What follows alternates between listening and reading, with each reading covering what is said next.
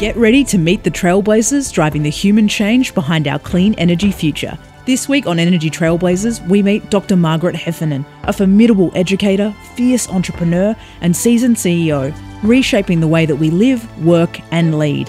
Margaret proposes that climate change will not be solved by governments, but by people who start where they are, with what they have, and take small actions that become bigger than themselves. Margaret says climate change is driven by people being too busy to care and working too hard to have the conversations that matter. We believe these conversations about our clean energy future should be as relevant around a kitchen or classroom table as they are around boardroom or political tables. We're here to fuel a new energy conversation, and Margaret agrees, it starts with you. Well, Margaret Heffernan, thank you so much for making the time to join us on Trailblazers. I'm so thrilled to have the opportunity to talk to you. I guess where I wanted to start is you've had a remarkable career. You've been a producer at the BBC, you've been a CEO many, many times over, written 6 books now. I'm interested to begin with, is there a central kind of line of inquiry or motivation that has been a kind of constant throughout your career? I think that's a great question. Thank you. I think there is, which is, I think, at the beginning of my career, I don't think I was very conscious of this. But I think throughout my career, I've been kind of gently obsessed by the notion of how do you get the best out of people that you work with? Why do organizations so often suppress the best of the people inside them? Why is it that lots of very smart, eager, energetic people go to work and end up feeling neither smart nor energetic nor creative? So I think really how to get the very best out of very creative people is absolutely a straight line through everything I've ever done. I love that. And that gentle obsession, which I love as a phrase, I'm going to borrow that. Being gently obsessed with that topic, what has been some of the more interesting insights you've discovered? Like, what have you learnt in trying to answer that question around why those phenomena happen? Why is it that you think these good people are suppressed and we don't see more people proactively pursuing change and those sorts of things? Yeah. Well, there are obviously lots and lots of reasons. I think partly we do very little in our education systems to develop creativity. In fact, I think most of the education systems that I'm familiar with do their best to get rid of it. I think that, in fact, what we learn to do, and the human brain is very good at this, is to deduce what is it other people want from me and to do that. And that sometimes might be creative, but mostly it's what I think of as not thinking for yourself. And I think of creativity as thinking for yourself. So we become pleasers. And that's very often very dissatisfying for oneself. And it's very dissatisfying actually as a boss to be surrounded by pleasers, because I never wanted people to do what I told them to. I wanted that people to take a challenge and come up with a better answer than I had. And that's on some level the whole premise of organizational life, right? Which is you bring lots of different kinds of people together and you give them hard problems, and collectively they can do more than individuals alone. So to be surrounded by people who are just trying to think, well, what is it you want me to do, means you can't even begin to have that conversation. A lot of this, I think, a lot of my thinking has been very informed by working at the beginning of my career at the BBC with some extremely, probably exceptionally creative people, and kind of learning how they worked and how to work with them, and understanding that required giving people quite a lot of freedom, giving them really interesting questions or challenges. And being willing to have a lot of argument, dispute, exploration, contradiction around that process. And the very best people I worked with, some of whom, are some of the finest actors, writers, musicians in the world, they were exceptionally good at that. And I think I started to understand that was kind of the heart and soul of really rewarding work. And I think on some level, I've really sought to find places or create places where that was possible for everybody. I want to explore, and there's so much in your writing and even what you just shared there around this idea of what holds us back from doing those things. And a common theme amongst kind of your exploration of willful blindness, but also that conflict and that aversion to conflict. I found it really interesting in some of your work. You talk about the fact that there's a study where 85% of executives said they had issues they were afraid to raise. Right. I mean, how big is fear in this? What is it that's holding us back from actually, stopping being people pleasers, doing what we feel is right, stepping into those tough conversations? Yeah, I think it's actually huge. And I think it's much better than most people imagine. I think it's much worse than most bosses, in fact, want. And I think many, many managers and so-called leaders really have no idea how frightened they or their organizations make people. Now, some of this, to be fair, can't be laid at their door. If you have an environment, for example, where jobs are very precarious, unemployment is very high, people are carrying a lot of personal debt, then people are scared, right? Because they're under immense stress.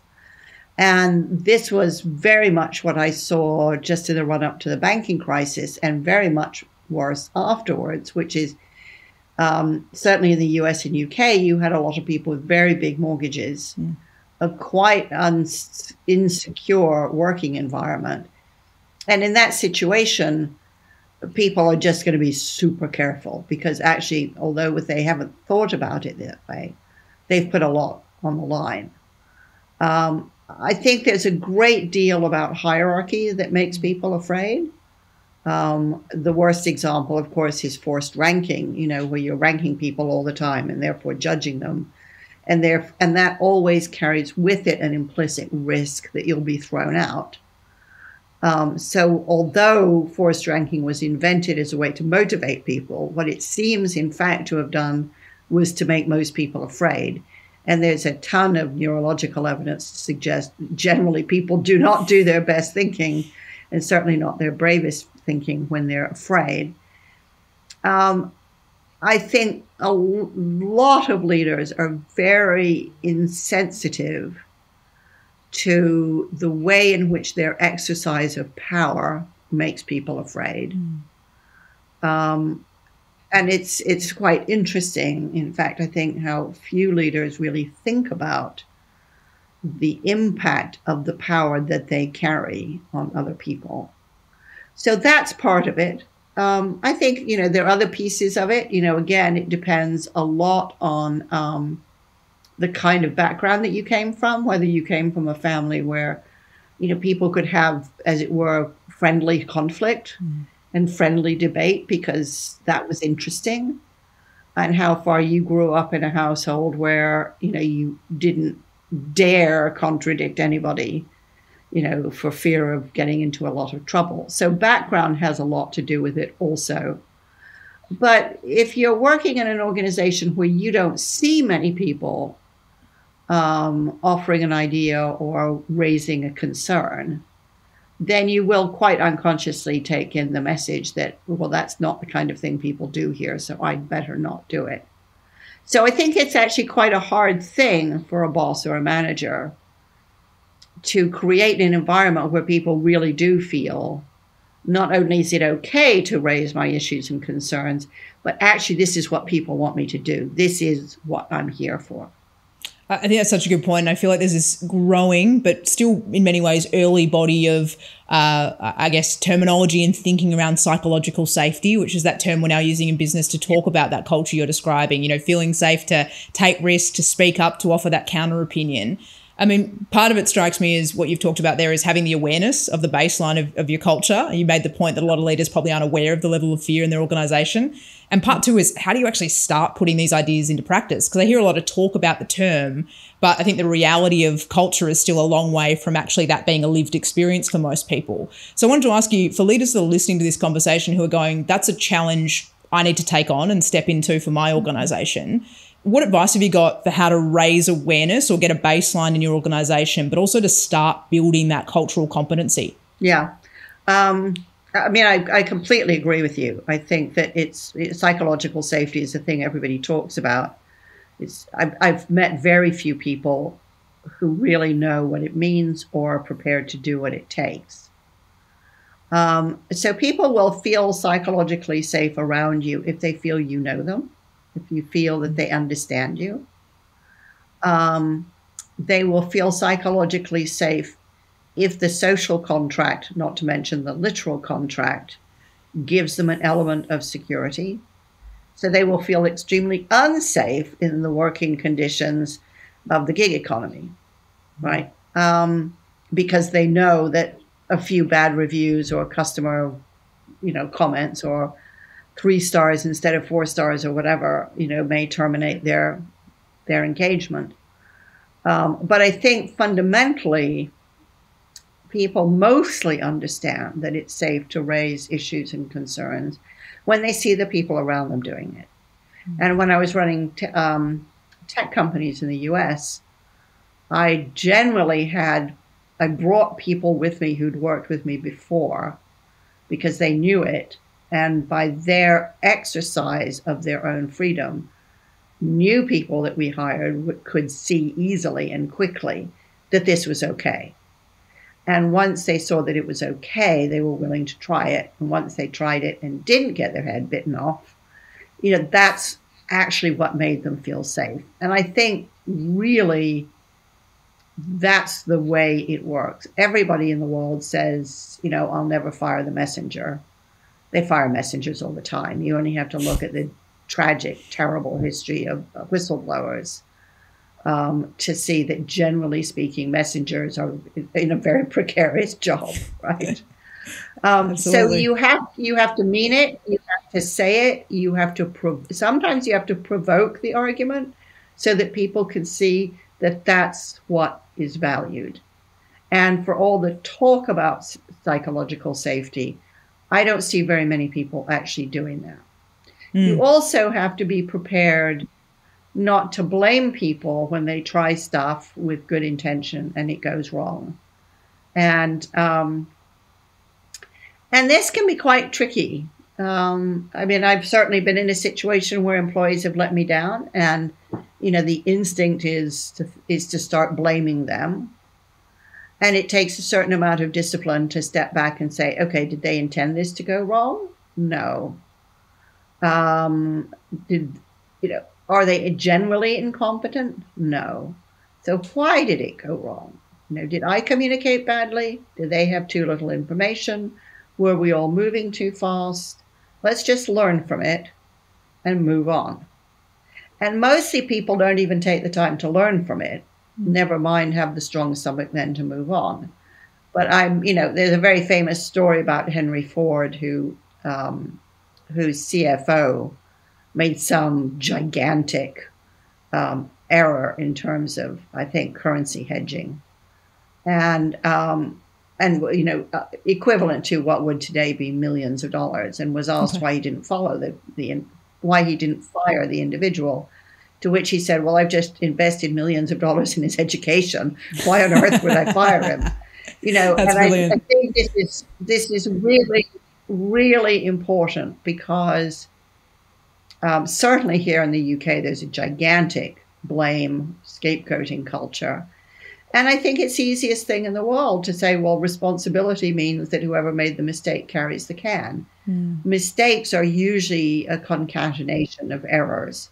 And it's important to unpack those before you jump to hasty conclusions, however good those hasty conclusions might make you feel. Yeah, no, absolutely. And I love that point around particularly that very different post-mortem, in terms of the way that you pause yourself in the moment, you ask different questions and unpack why something went wrong. And also that piece you mentioned there around role modeling. So not just saying, but doing, leading by example, provoking the conversations, hiring people that get and can demonstrate that culture. One of the things that struck me when you mentioned blame culture there, and also earlier in your answer, kind of the gig economy, one of the things that strikes me about your writing and your speeches that I've had the great joy of indulging in over recent weeks was I feel you've got a very optimistic tone about the future. But when you mention those two cultural pieces there, it strikes me that are we at risk of fear becoming more dominant? You know, the gig economy, work becoming more precarious. We know there's an enormous growth in kind of that temporary gig work, increasing, you know, challenges around the future of the economy, and also this blame culture. You know, do you think we've got a real challenge on our hands when it comes to what leadership and culture and the sort of leadership we need for the world, the way it's potentially challenged right now by those phenomena? Yeah, I do. I mean, I may be optimistic, but I'm definitely not starry-eyed. And I think that there's a huge amount in management trends that I see currently that actually are exactly what we don't need. I think our gigantic fascination with surveillance and being able to surveil our employees is pretty much a catastrophe. If you want people not to feel afraid, that's a road you don't go down. If you don't trust people enough to know that, you know, that they're just going to get the job done, then you shouldn't have hired them. Mm. And if you think the only way to feel comfortable that they're working hard enough is to surveil them, then either you're a very, very bad manager, or you've got very, very, very poor people. So I think that's a catastrophe. It's a blatant statement of distrust. Mm. And if you don't trust people, they won't trust you, so they will be afraid. I think our increasing dependence on metrics is part of that, in the sense that I think it's been quite an interesting thing that as we've been, you know, first of all, economics ate our brains in the last 20 years and convinced us that everything that mattered could be measured, which is clearly untrue. And also that only the things that can be measured matter, which is even more untrue. But perhaps most insidiously convinced us that if we didn't have data to prove something before we did it, or after we'd done it, then we shouldn't do it. So I can only argue for this strategy if I can assemble, you know, a mountain of data proving it's going to work before we try it. That's pretty much the opposite of innovation, actually. If you know exactly what's going to happen before you do it, guess what? It can't possibly be new. So I think it's kind of crippled our thinking, this notion that I can only work from data. My own creativity, imagination, instinct is useless. And so if I can't win the argument before I've done the experiment, there's no point doing the experiment. I think this is a really deeply, deeply negative trend. On the other hand, I think what's been quite interesting about the pandemic has been that it catapulted many leaders into a situation where they simply had to trust people because they weren't around them, they weren't near them, they couldn't micromanage everybody. And overall, what the research has shown is that their employees way outperformed expectations. You know, the people on the front line knew what to do in ways that their bosses didn't, because they were talking to people. They were talking to customers or suppliers or whatever. And that with actually less oversight, people did better. This is a really important lesson to be learning. I think equally, companies that depended on gig economies soon found that, guess what, lots of people didn't like working that way and are not coming back. Right? That they suddenly realized, wow, it's even worse than I thought it was. The social contract is really unbalanced. I don't want to work this way anymore. I think it's astounding that in the last couple of months, 4 million Americans have quit their jobs. You know, I mean, I'm just astounded by that. And lots of people have changed careers. Lots of people woke up and thought, actually, I don't like working this way. And I think it's been quite a healthy, strangely, in such a sick time, a healthy response to some really bad management practices that were really instituted, partly to give HR some power, and partly to alleviate the anxiety that bosses feel that maybe they're not very good, which they then project onto their employees to start imagining, well, maybe they're not very good. So I see, strangely, some rather kind of encouraging signs as we start reconsidering how work is going to work. And what I hope is that people take those seriously and they don't just think, oh, let's get back to normal, because actually normal pre-pandemic was pretty awful.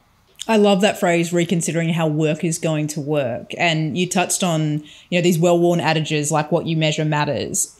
Part of that are just these easy, convenient mantras for leaders to hang their hat on and to think about and to drive decision-making. What would you encourage leaders who are reconsidering how work should work to replace thinking like that? And your point around needing all the data before you make a decision. What are some of the new habits and practices leaders need to be building? Yeah. Well, I think the first one is going to sound blindingly obvious, but it's astounding how little it happens, which is I think leaders need to learn to talk to people. I'm astounded. I mentor a number of CEOs and I teach on various leadership programs. I'm astounded at the degree to which surveys have replaced conversations. We have all these pulse surveys. What's the mood of the company? We'll do a survey. Right? There's a problem. There are many problems with surveys. The first is the people who fill them out are a very particular group of people. So they're not telling you about the whole company. The second is most people don't really believe that they're anonymous. The third is that they produce numbers which won't tell you why. They might tell you what, and I think that's arguable, but they won't tell you why. And furthermore, they are just more work, right? It's like, oh God, as well as everything else today, I've also got to fill out this survey. And so what it will do is it will show you the trend of feelings among the people who feel like completing your survey. But they won't really tell you, what does it feel like to work in this company? Do you talk about your job when you get home, when you're sitting at dinner with your kids? Do you get home in time for dinner with your kids, by the way? And if you do you talk about your work? And if you don't, why not? These are very real conversations if you want to know the impact of the working environment on your workforce. And it's interesting, I chair a company here in the UK, and they were about to do a big survey. And I said, oh, please don't. Please, please, please don't. Pull some people together and have a conversation with them. And the CEO came back to me and she said, I can't believe what a difference that made. We've been doing pulse surveys for the last year, and I didn't learn anything from them. And spending an hour with a handful of people, I have so much better a sense of how things are going and where the stresses are and where the strains are and what people are happy about and what they're not happy about. So the first thing I would say is please retrain yourself and your managers to talk to people and learn how to listen to them. Listen to what they're not saying. Listen to the issues that they tiptoe around. Really, really start listening. The whole workforce has a phenomenal amount of knowledge in its head that is going to waste. The second thing I'd think of is, the big job of leadership is knowing to ask the right questions. So instead of asking the question, which many are asking, which is, what's the future of work? Ask people, how do you want to work? And don't ask them as if they're all the same. I'm very struck. There's a data analytics company in the US called SAS Institute. Now, SAS gives every single person their own office. They never fell into the foolhardy trap of open plan offices for everybody. They give everybody their own office except the sales team. And the sales team works in open plan offices because that's what they said they wanted. So they didn't think, well, either everybody's open plan or nobody is. They said, okay, fair enough. The sales team has a very particular culture, because sales teams always do. And this is what they want. So it's okay. We can have a blended economy. Maybe your marketing team wants to do full-time remote. Maybe your sales team wants to do hybrid working. Maybe your engineers really like coming into the office and working where it's quiet. I don't know. But don't assume these different tribes of people are all the same and want the same thing. And, be prepared to pay attention to what's working well and what isn't, and to recognize that although the working from home thing was a short, sharp experiment, well, not short, but unexpected, an unplanned experiment, you know, the going back to work is going to be quite a long experiment. Everybody's going to learn a lot, and people's minds will change. What works in the first 3 months may not be what works long term, and what works for some people won't work for others. And you're going to have to figure out, you know, what is the social contract between your company and its workforce. But I think increasingly, and I've written a lot about this in my most recent book, Unchartered, I think leaders have to be tremendous conveners. They need to have an instinct for who do I need to convene around what issues, and how do we listen really carefully to have enough understanding to make good decisions. I love that point. And Margaret, in your answer there, you talked about things that seem blindingly obvious and yet aren't common practice or common sense even. You know, I guess as the joke goes, that common sense isn't all that common. I want to talk to you about, you've written a number of wonderful books, and one of them is Wilful, Blindness. And as you know, the kind of key thrust of this series is really around climate and our energy future.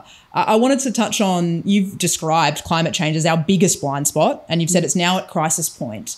How is a topic that it's seemingly so universal, it's in front of us, we're interacting with the reality of every day, how does willful blindness apply to that topic, and what can we learn from what you've discovered about how to open our eyes to topics like climate change? Yeah.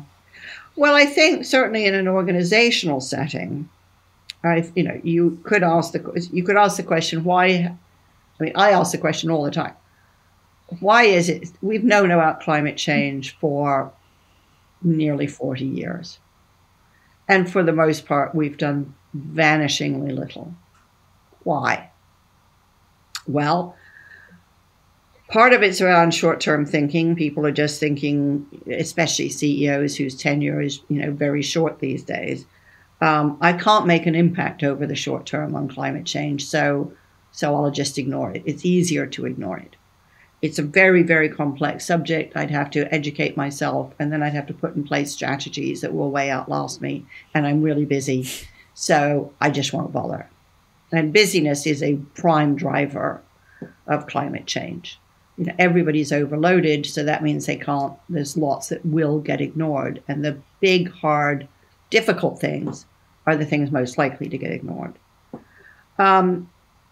If you don't talk about it or raise it or make it important, everybody will implicitly take it for granted that you're not allowed to talk about it.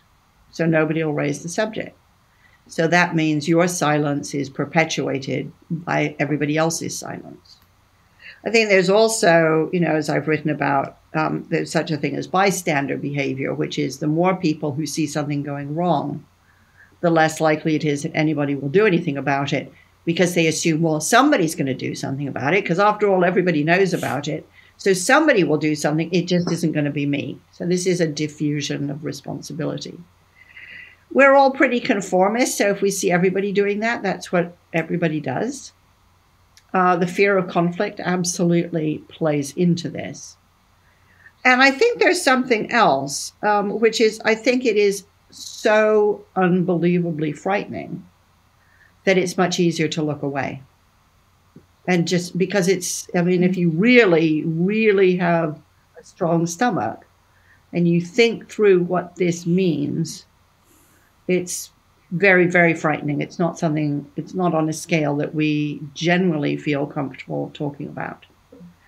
And let's not forget that there have been very, very well-funded organizations striving hard to get us to ignore it and to persuade us it's really not a problem, or, oh, it's, hundreds of years in the future, don't worry about it, we'll have solved it by then. I mean, quite a lot of very well-funded, very deliberate propaganda encouraging people to be willfully blind. So I think, I would also say that I think, and I know the scientific community has done a lot of heart searching on this, that the way in which scientists, by and large, have talked about climate change has been pretty user unfriendly and pretty much made people feel if they weren't experts that they couldn't have a view. And I think it's a tragic example of a failure of cultural translation from a science mindset, if you like, to a more accessible mindset. Now, thank goodness, people have come along, from Al Gore to Greta Thunberg, who are better cultural translators and can kind of cut through that mumbo jumbo. But we've had to wait for that, and the waiting has cost us dear. And right now, my observation is everybody knows, everybody is thinking about it, everybody does want to do something about it, and they have no idea where to start.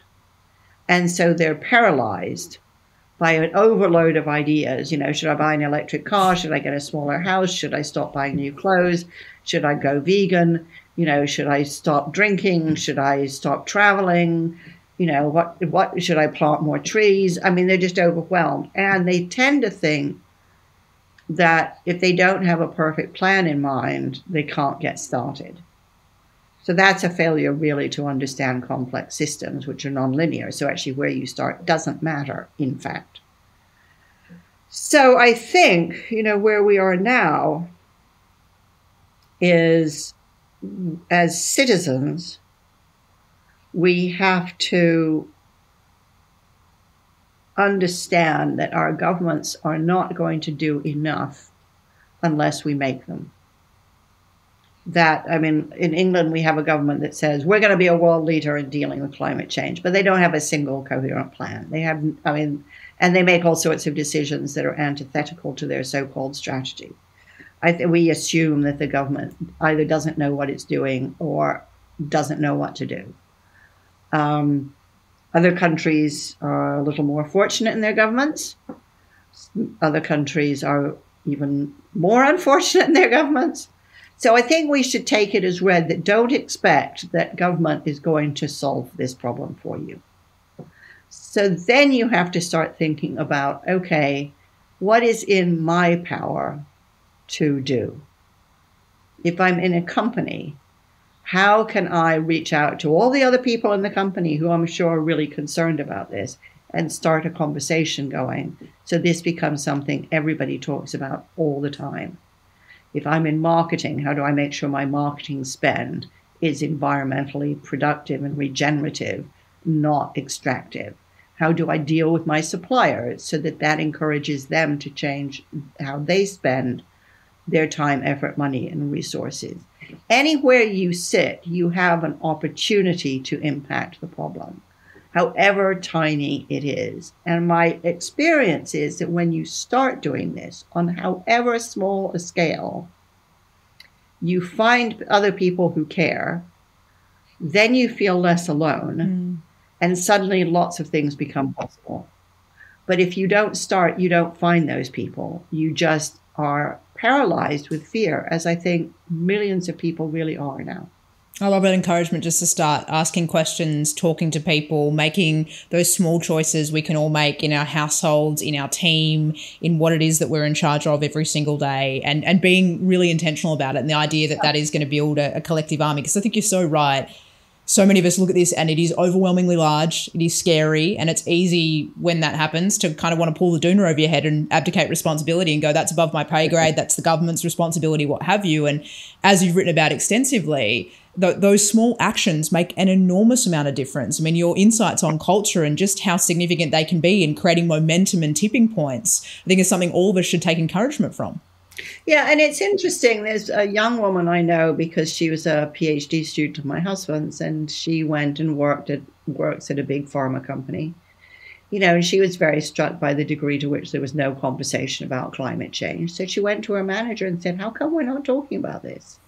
He said, well, nobody really has responsibility and da-da-da. And she said, well, can I be responsible for it in our department? Brilliant. And can you give me allocate some of my time to do this? So she did that. So then other people in the company think, oh, well, that department's doing that. Why don't we have somebody like that? And suddenly this spirals. I mean, I'll give you a really, really ludicrous example. I live in a very small village of about 700 people, and I'm a parish councillor because I just wanted to contribute in some way. And so I asked people, I started talking to people in the village about what their concerns. And it was clear to me that people were concerned but didn't know where to start. And so I organized a litter picking session. So we all get together, we get litter pickers, and we scour the village and we clear all the rubbish out of it. Because although we're a small rural village, it's amazing how many, soda cans and plastic bottles seem to get dumped along the roadside. Well, actually, what happened was when we all got together to do that, and we started talking about why were we doing it, and the rubbish that we picked up, could we recycle the bottles and the cans? That led to a much bigger conversation about, okay, so what else can we do? So then those people who were interested got together in the pub for a drink one night and said, well, we could be doing this and we could be doing, and suddenly all sorts of stuff becomes possible just because we've found each other, that the people who cared found each other, which of course was even more difficult in lockdown, right? And so now there's all sorts of stuff going on to the point that, there's a part of me that thinks, oh my God, what have I started, right? But it certainly makes me feel less despairing. And it's amazing actually how many things people can do and want to do when they feel they're not doing it all by themselves. And so, I think it really matters to it doesn't matter how small the thing, to start where you are, then have something you can talk about. I'm doing this, I'm doing that. And be encouraging to people who are doing that. So my mother-in-law recently said that she decided that she was never going to buy any new clothes again. She's in her late 70s. She thought she had enough clothes to last her lifetime. And she's quite a good seamstress, so that if she wanted to, adapt or change any of her existing clothes, she could. Now, this decision is not going to save the planet in and of itself. But she's doing something.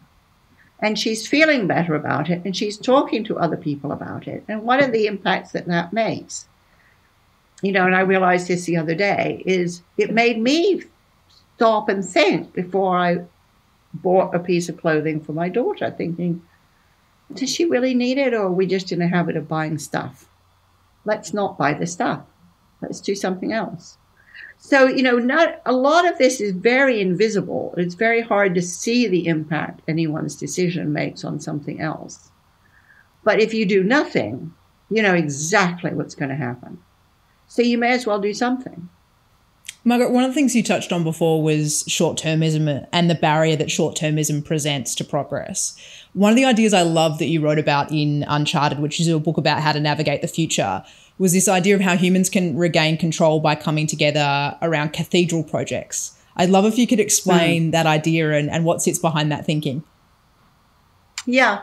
So I live about 9 miles from one of the great Gothic cathedrals of Europe.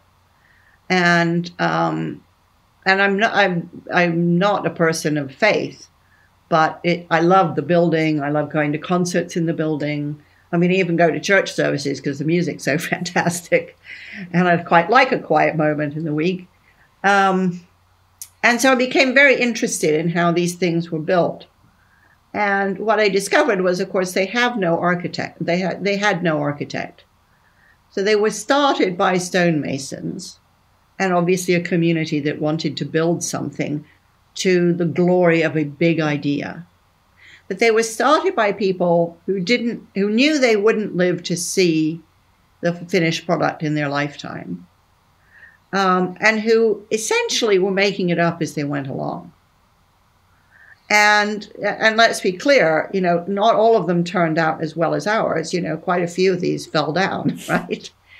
But these are stupendous pieces of engineering built in a period, with very few tools and without any map or plan or whatever. And then I encountered this quote from Stephen Hawking, who talked about cathedral projects as being projects that really not just last longer than the human lifespan, but really are an articulation of man's greatest dreams and capabilities. And so I started thinking, okay, so what are today's human cathedral projects? And one of the things I thought about was the Human Genome Project, which I'd written about in my earlier book, A Bigger Prize. I thought CERN, the European Centre for Nuclear Research, is absolutely a cathedral project. And then I thought about, cathedrals that are indeed still being built, like the Sagrada Familia in Barcelona. And what's very clear about all of those modern day projects is you get this very interesting combination of what I think of as tight and loose, which is there's a very tight definition around what are we here for? What is the big ambition? And so the Human Genome Project, it's to learn everything we can about genomics in service of natural life. At CERN, it's to learn everything we can about nuclear physics for peaceful use, right? So that means there's all sorts of stuff we're not going to do, but there is one kind of overriding North Star-like ambition. Within that, all kinds of things are possible. And it's really fascinating that they tend to work on 5-year plans because they can't think further out than that, because if you take either the Human Genome Project or CERN, the discoveries that they make along the way will determine what happens next. And they can tolerate that uncertainty because they know there's no other way to do this. You can't predict a discovery because if you could, it's not a discovery, right? So at the Sanger Institute, which is now where the Human Genome Project resides, they have a 5-year plan, which is loosely, we're going to spend X amount, and it's roughly going to go into these areas. But when some new discovery makes something possible, they may very swiftly pivot to that because suddenly there's an area where we can see there's an opportunity for a breakthrough and we should go for it. So it's both very loose in terms of excellence. So it's very tight in terms of excellence, but it's very loose in terms of how are we going to do it? The what is rock solid and the how can be quite fluid. And I think increasingly in the very uncertain times in which we live, this is pretty much the only way to manage. As people, right now we have a really extraordinary situation where economists can't even agree whether we're heading into an era of inflation.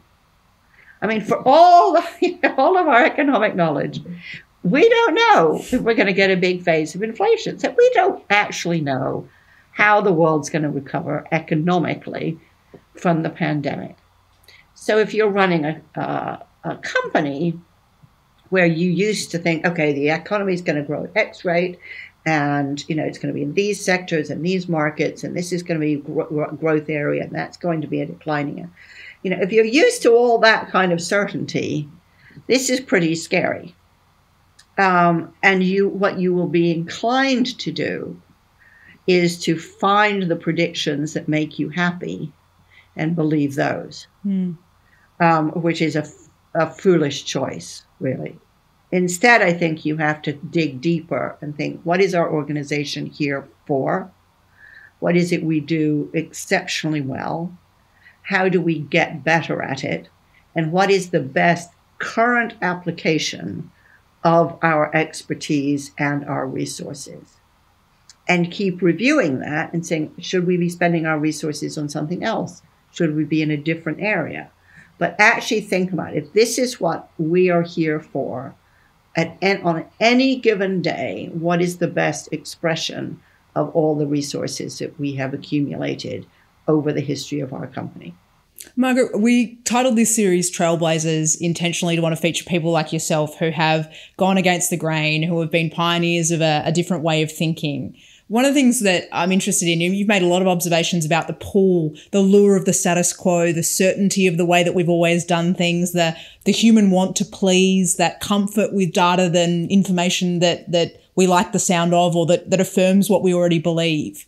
What is it that has allowed you to stay true to your North Star and continue to disrupt and trailblaze through your career? Is there any advice you can share with people listening who are hoping to take a similar trajectory in their careers? I mean, I would say a couple of things. One is just by nature being a bit of a skeptic. When people say things, I think, really? How do you know? Are you sure? I mean, as you can tell, I'm deeply comfortable with uncertainty. Very. And deeply uncomfortable with certainty. And I have a very clear sense of life as being very dynamic.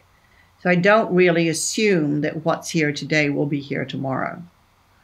And, when I talk about the status quo trap, what I really, one of the examples that springs to mind is, after the banking crisis, when retail really went into a tailspin, almost all the retailers did what they always did. They put on sales, they fired a lot of staff, they cut costs everywhere they could, and they competed vigorously with each other. All of that was the status quo. Those are the tools in their toolkit. They've been in that toolkit for probably 100 years. And they could, and what the numbers showed them, because that's all they were looking at, was that maybe they were holding their own, or at least they weren't failing as fast as their nearest competitor. So that looked like success. Anybody standing 5 inches away from that would see it looks like a tailspin, right? It just looks, there's nothing original. There's no reason to go into these stores anymore because the clothes are all on the floor. If there's any staff, they're surly and annoyed, and they probably don't have what you want in your size. Anybody could see there was no reason to go shopping anymore. But I think all the data and a very competitive instinct that meant people just measured themselves relative to others, allowed lots of otherwise intelligent people to think, well, we're doing okay. So I guess I have a sort of distance from what I see and what I read and just keep wondering, well, is what I'm seeing the same as what I'm reading? And I'm really interested in the gap between those two things and thinking, okay, so if the companies think they're doing great and the stores look like rubbish, then what's going on here? Really, what's the problem? How do I explain this? So I think, that's part of it, is a very kind of naturally disrespectful mind. I don't take received wisdom, easily. I think that's a big part of it.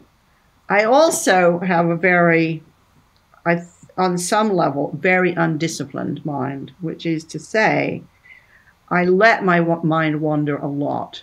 I read across lots of different subjects. I like almost nothing more when I go to a town than just wandering around and looking before I go and see, whatever one's supposed to see in that town. I like overhearing people's conversations on public transportation. I spend a lot of time on buses looking out the window. I do quite a lot of daydreaming. On my bicycle, I just like looking. I never listen to music or podcasts when I'm cycling. I just spend a lot of time looking and thinking, what's going on out there? What does it mean? Does it mean anything? Could it mean this? Could it mean that? I don't know. So it's I think of it as a sort of street sweeper mind. And what happens is that over time, certain themes just keep bubbling up.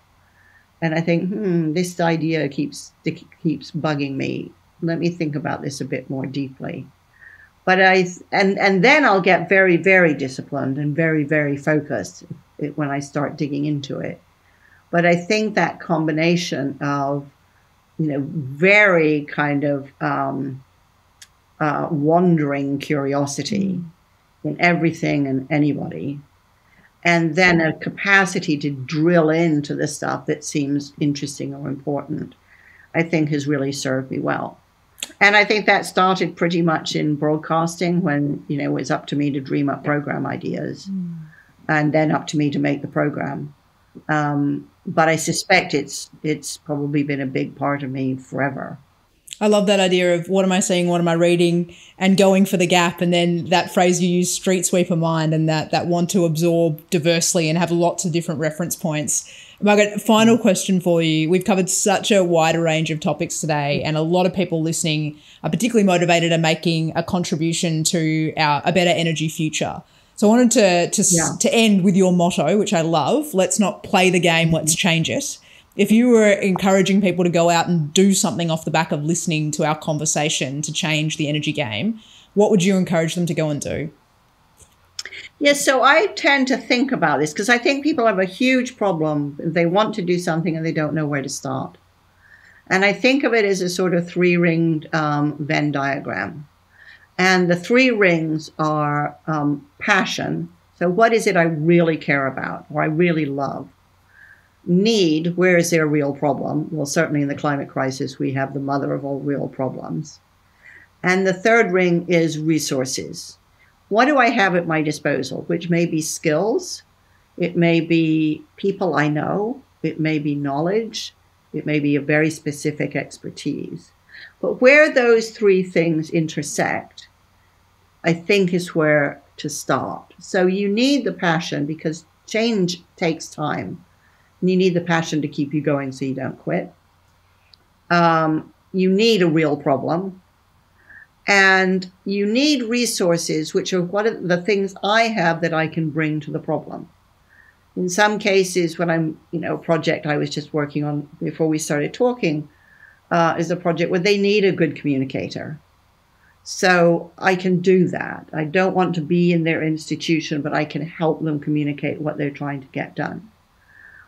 In some cases, I know a lot of people, so I spend a lot of time putting people together, saying, oh, you want to do that? You should talk to this person. I'll introduce you. I can't use all of those people that I'm lucky enough to meet in the course of my life, but I can fuse people who can get stuff done together. Or I may say, well, if you're trying to set up a business about this, talk to so-and-so because I think he's in that space. I don't know. See what happens. Sometimes resources are money. Yes, I can, help you print your leaflet or whatever. Sometimes it's just, I'll pay for the cakes before we do the litter picking, whatever that is. But, it's very important to think of your resources as your knowledge, your experience, all the people that you know and everything that you know. And what can you bring to the problem that will really help you or people with you get their heads around it. That's where where those three things, passion, need, and resources intersect, I think is the best place to start. Brilliant. Well, that's going to be the structure for my next journaling activity. Margaret, thank you so much for the critical and the structured and the pragmatic way that you think about the world. You can see how deeply you've thought about leadership, management, organizational structure, the big problems that are challenging us. And we feel so grateful to have had the opportunity to pick your brain as part of this series. So thank you so much for making the time to join the Trailblazers conversation. Well, thank you, Holly, for wonderful questions. And, good luck to everybody listening. We need you. We need you to get going. Thank you. Thanks to EY for partnering with us to amplify people following the path of most resistance. We hope you enjoyed the conversation and subscribe to the series. Are you a trailblazer or inspired by a trailblazer? Leave a comment, let us know, join the movement.